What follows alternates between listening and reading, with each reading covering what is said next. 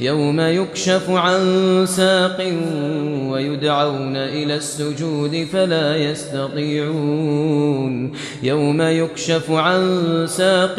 ويدعون إلى السجود فلا يستطيعون خاشعة أبصارهم ترهقهم ذلة وقد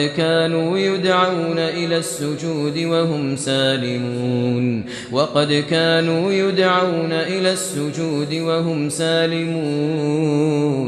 فذرني ومن يكذب بهذا الحديث سنستدرجهم من حيث لا يعلمون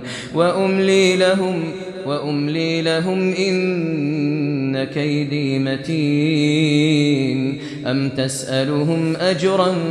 فهم من مغرم